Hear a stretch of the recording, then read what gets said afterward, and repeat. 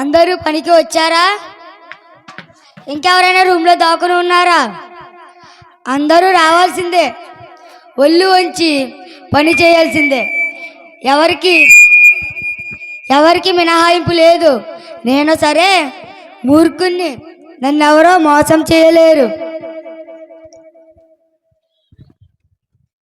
అయ్యగారు ఎప్పుడు మాటలతో బెదిరించేస్తారు.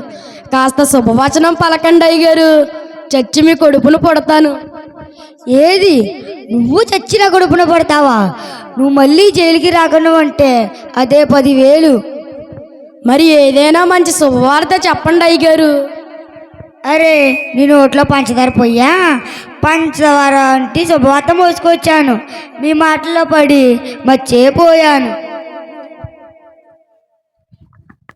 అదేంటి అయ్యగారు, స్వీట్లు ముందర పెట్టుకుని ఊరు కట్టేసుకోమంటున్నారు? ఆ శుభవార్త ఏంటో తొందరగా చెప్పండి స్వామి, టెన్షన్గా ఉంది. చెప్తాను రా, జాగ్రత్తగా వినండి. అరే, ముందు పండగ వస్తుంది కదా, ఆ పండగ సందర్భంగా మన జైలుకు ప్రధానమంత్రి గారు వస్తున్నారు. మంది జైలుకి ప్రధానమంత్రి షాప్ వస్తే జిలేబీ సమోసా ఇస్తారండి. అరే, ఎంతసేపు తిండి కోసం పొట్ట కోసమేనా? కాస్త మీ జీవితం కోసం ఆలోచించుకోండిరా. జైలుకి వచ్చాక జీవితం ఏంటి బాబు, ఆలోచించడానికి విషయం ఏంటో తొందరగా చెప్పండి, నాల్చకుండా. చెప్తాను రా, జాగ్రత్తగా వినండి. ముందు పండగ వస్తుంది కదా, ఆ పండగ సందర్భంగా మన జైలుకు ప్రధానమంత్రి గారు వస్తున్నారు. మీతో మాట్లాడతారు. మీలో కలిసి మిమ్మల్ని ఆ పండగ సందర్భంగా సత్ప్రవర్తన కలిగిన వారిని ఆ పండగ సందర్భంగా విడుదల చేయాలని వస్తారు. కాబట్టి అదృష్టవంతులు ఎవరో మీలో మీరే ఆలోచించుకోండిరా. అలాగే అయ్యగారు, ఆ రోజు మా కట్టాలు తీరి మా రొట్టె విరిగి నీతిలో పడినట్టే. సరే, నేను అలా వెళ్ళి ముసలి కొట్టుక టీ తాగొస్తాను. ఊరికినే కబుర్లు కాలక్షేపం చేయకుండా మీ పనులు చేసుకోండి.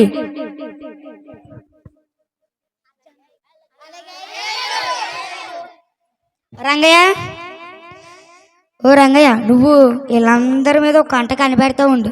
నీకు మంచి బహుమతి ఇప్పిస్తాను. అలాగేనండి, మీరు వెళ్ళండి, నేను చూసుకుంటాను. ఒక్కొక్కడు ఎముకలు ఇరిసి సున్నంలో కలిపేస్తాను. ఈ జైలు శిక్ష ముగిసేది ఎప్పుడో, మనం ఇళ్లకు చేరి పిల్లలను చూసుకునేది ఎప్పుడో, ఆ ప్రధానమంత్రి రాక ఎప్పుడో, ఏమీ అర్థం కాకుండా ఉంది బతుకు. ఒరే, అయ్యగారు ఏం చెప్పారు? కష్టపడి పని చేస్తే విడుదల చేస్తానన్నారు కదా. ఆయన అలాగే చెప్తాడు. ప్రధానమంత్రి వస్తారట, విడుదల చేస్తాడంట. సాయంత్రం అయ్యేసరికి ఒళ్ళు హోనమైపోతుంది. టైగర్ బాంబు కూడా లేదు ఈ జైల్లో. అవును బాయ్, అప్పారావు గారి కుప్పనూర్పుడికి లాగా ఇక్కడ కూడా పరేషాన్ అయ్యి ఆగం చేసుకుంటే బొయ్యకలే మిగులుతాయి బాడీలా.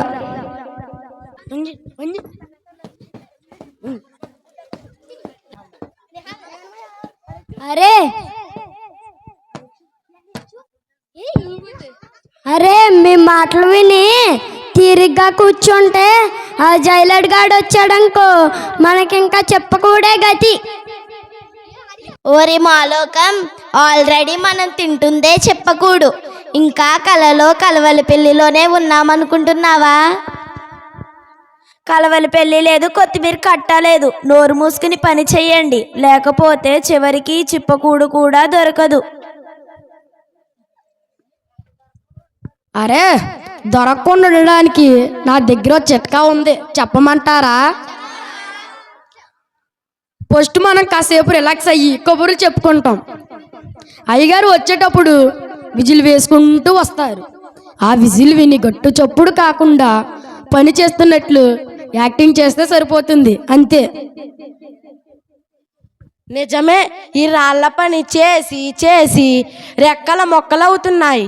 ఇంటి దగ్గర ఉల్లిపాయలు కూడా కోసేదాన్ని కాదు, ఇప్పుడు ఊరుకునే ఉప్పర బుట్టలు మోయవలసి వస్తుంది.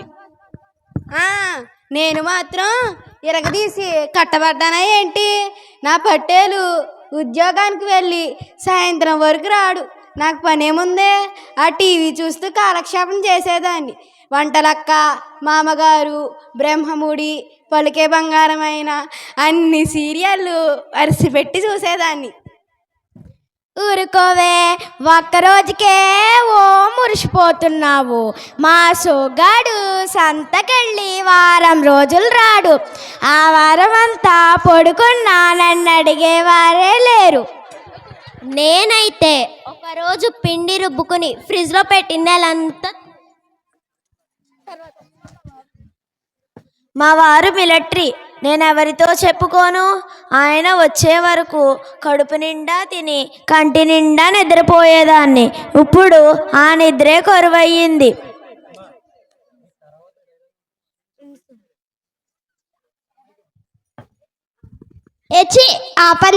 జైల్లో కూడా మీ మహిళా మండలం మీటింగ్ ఏంటి? 12 కాలాలు నా గొడవలు కానీ 3 కొప్పులుంటే సునామీయే, చెవుల నుంచి రక్తాలు కారిపోతాయి.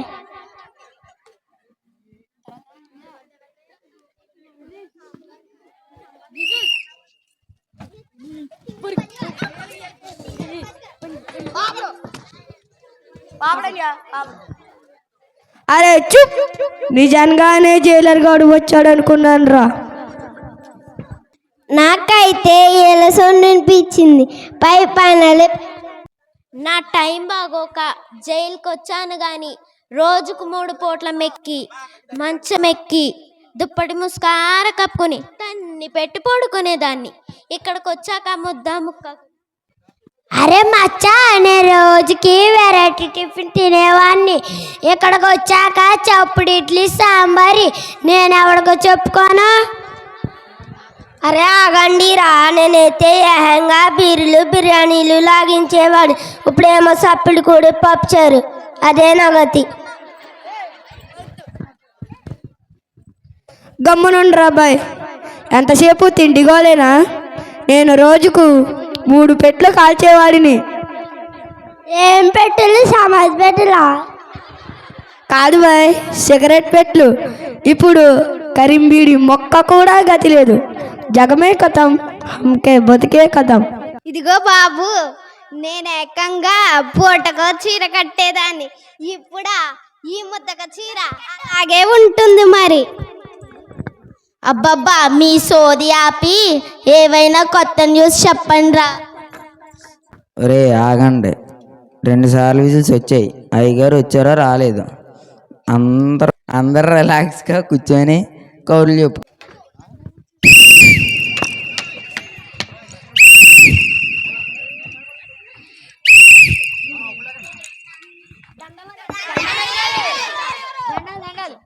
అరే, ఈయన దొరగారే కాదు, మన దేశ ప్రధానమంత్రి గారు. ఈరోజు ఇక్కడికి వచ్చి మీరు ఏమి ఘనకార్యాలు చేసి ఇక్కడికి వచ్చారన్నది అయ్యగారు చెప్పుకోండి. నేనేండి ఫుల్లా కొట్టానండి. నేనే ఆ బట్టలు ఉతికిందండి. ఆ బండారు కొట్టి నేనేనండి. ఆపండి, ఆపండి. ఏంట్రా మీరు చెప్పేది? అయ్యగారు చెప్పమన్నది మీరు ఎక్కడ చేశారన్నది కాదు, మీరు ఇంటి దగ్గర ఏమి కనకార్యాలు చేసి ఇక్కడికి వచ్చారన్నది చెప్పమంటున్నారు. అర్థమైందండి. మేము ఇంటి దగ్గర ఏం కనకార్యం చేసి జైలుకి వచ్చామో చెప్పాలి, అంతేనండి? అంతే మరి, లేకపోతే అంటులు తోమాము, అప్పడాలు ఉండము ఏట్రిదా? మీరు చెప్పేది వింటే అయ్యగారు మనస్సు కరిగి వెంటనే మిమ్మల్ని విడుదల చేయాలని. అర్థమైందా? ముందుగా నీ గురించి చెప్పు. నా పేరు రంగడండి, మాది రంగంపేట అండి. రౌడీ మావులు వసూలు చేశానని నన్ను ఈ జైల్లో పెట్టారు. మావులు వసూలు చేయడం వాళ్ళ తప్పే కానీ ఇందులో నా తప్పేమీ లేదు కదండి. నేను చాలా మంచోనండి, నన్ను విడుదల చెయ్యండి మహాప్రభు. మామూలు ఇవ్వడం వాళ్ళ తప్పే కానీ ఇందులో నీ తప్పేమీ లేదంటావు, అంతే కదా? అంతేనండి బాబాయ్ గారు, నన్ను విడుదల చెయ్యండి. సరే, నువ్వు చెప్పమ్మా. నా పేరు మారా అండి.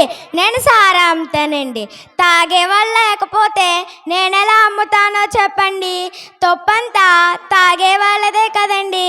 ఇందులో నా తప్పేమీ లేదండి. నేను చెడ్డదాన్ని కాదండి. నన్ను వదిలేయండి బాబు. తప్పంతా కొనేవాళ్ళదే తప్ప ఇందులో నీ తప్పేమీ లేదంటావు, అంతే కదా? అంతేనండి బాబు. మీరు గనక వదిలేస్తే ఈసారి ప్యాకెట్లు పొయ్యి వెనకాల దాచి దొరకకుండా చూసుకుంటానండి. నన్ను వదిలేయండి బాబు. నీ పేరేంటో చెప్పు. నా పేరు గంగడండి. నేను ఊరికినే దొంగతనాలు చేస్తుంటానండి. అందరూ అరమర్చి నిద్రపోవడం వాళ్ళ తప్పే కానీ ఇందులో నా తప్పు లేదు కదండి. నన్ను వదిలేయండి బాబు. ఈసారి అంత పెద్దవి చేయకుండా చిన్న చిన్న దొంగతనాలు చేసుకుంటూ బ్రతుకుతాను. పెద్ద పెద్దవి చేయకుండా చిన్న చిన్న చేస్తానంటావు, అంతే కదా? అంతేనండి. నీ పేరేంటో చెప్పవమ్మా. నా పూర్తి పేరు చెప్పాలంటే అరుగుల పల్లమ్మండి. నేను మరుగు మందులు ఎత్తానండి. అన్యాయంగా నన్ను జైల్లో పెట్టారండి. ఈ గొడవ ఏంటి? నా గొడవ ఏంటంటాయండి, మా ఆయన తాగొచ్చాడని నూనె కాసి పోసేసానండి. అంతే, నన్ను ఈ జైల్లో పెట్టారండి. తాగి రావడం వాడి తప్పే కదండి. ఇందుట్లో నా తప్పేమీ లేదండి. నీ సంగతి ఏంటి? నా పేరు కత్తులు రత్తయ్య అండి. అత్తర చేసి ఇవ్వలేదని అత్తగారిని అడ్డంగా అమ్మతోడు అడ్డంగా నరికేసానండి. ఇందులో నా తప్పేమో చెప్పండి. నన్ను వదిలేయండి బాబు గారు. మా ఆవిడ గుర్తుకొచ్చేస్తుంది. సరే సరే, హత్య చేశాను కానీ ఇందులో నీ తప్పేమీ లేదంటావు, అంతే కదా? అంతేనండి. అత్తర చేసి ఇవ్వకపోవడం అత్తగారు తప్పే కదండి. పైగా కొయిట అత్తరండి బాబు గారు.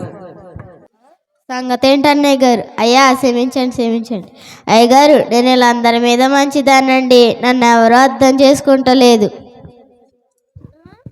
ముందు నీ గురించి చెప్పు. నువ్వే నేరం చేసావో చెప్పవమ్మా. ఏముందండి, ఆ ఈదిలోకి బాగా కొద్దిగా పుచ్చుకుంటానండి. ఇదేమన్నా పెద్ద నేరమా అండి? చెప్పండి.